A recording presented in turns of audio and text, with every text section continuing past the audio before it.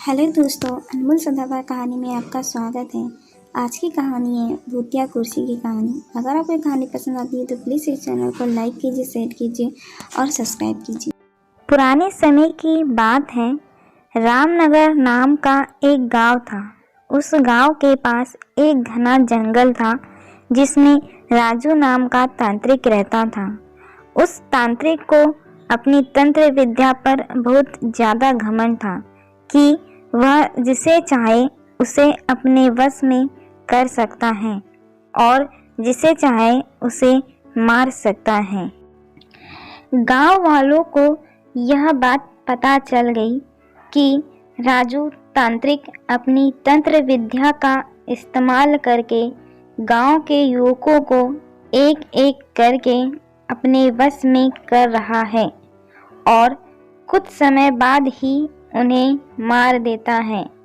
एक दिन रात के समय में गांव के लोगों ने एक टोली बनाई और उस तांत्रिक को मारने के लिए उसके घर की ओर चल दिए।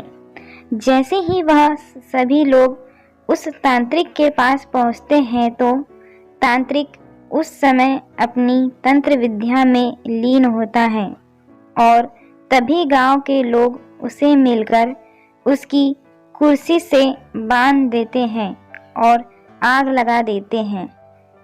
वह तांत्रिक वहां उसी कुर्सी पर तड़प तड़प के मर जाता है। गांव वाले सोचते हैं कि अब उन्हें इस तांत्रिक से हमेशा के लिए छुटकारा मिल गया। 4-5 साल तो बहुत अच्छे से निकल जाते हैं और गांव में भी सुख शांति का माहौल रहता है। तभी वहां शहर के 4 लड़के आते हैं और वह सोचते हैं कि क्यों न आज रात जंगल में बिताई जाए। लड़के घूमते घूमते उस तांत्रिक के इलाके तक पहुंच जाते हैं। वहां वो लोग देखते हैं कि मकड़ी के जाले लगे हुए हैं। गिद्धड़ वहां भैंसे के मांस खा रहे हैं।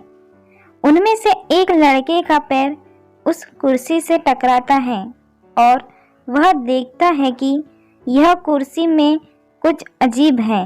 बिना कुछ सोचे समझे वह लड़का उस कुर्सी पर बैठ जाता है और उस लड़के में उस तांत्रिक की आत्मा आ जाती है।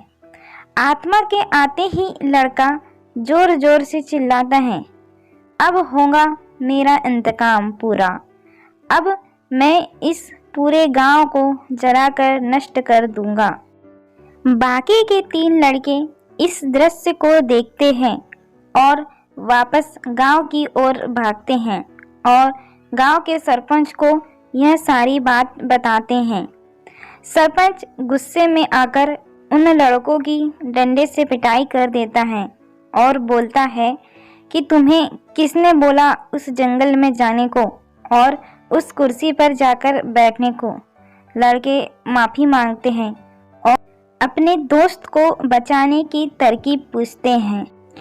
सरपंच बताता है कि अगर वह लड़का उस कुर्सी पर से उठ जाए और उस कुर्सी में तुम लोग किसी तरह से आग लगा दो तो शायद तुम्हारा दोस्त उस तांत्रिक की आत्मा के चुंगल से बाहर आ जाए।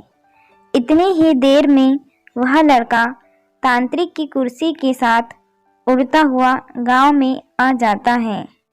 तीनों लड़के तभी एक योजना बनाते हैं और उस व्यक्ति को ढूंढते हैं जिसने पहले तांत्रिक की कुर्सी में आग लगाई थी। तीनों लड़के उस आदमी से गुजारिश करते हैं कि वह कुछ समय के लिए तांत्रिक के सामने आ जाए। वह आदमी मान जाता है और तांत्रिक के सामने आकर खड़ा हो जाता है। जैसे ही तांत्रिक की आत्मा उस आदमी को देखती है, वह कुर्सी से उतर जाती है और मौका मिलते ही तीनों लड़के उस कुर्सी पर मिट्टी का तेल डालते हैं और आग लगा देते हैं, जिससे उनके दोस्त की जान बच जाती है और गांव के लोगों को भी उस तांत्रिक की आत्मा से छुटकारा मिल जाता है। तो हमें हमेशा अब इस बात का ध्यान रखना चाहिए कि हमें अपनी विद्या का सही उपयोग करना चाहिए। कोई भी ऐसा काम नहीं करना चाहिए जिससे दूसरों को हानि हो।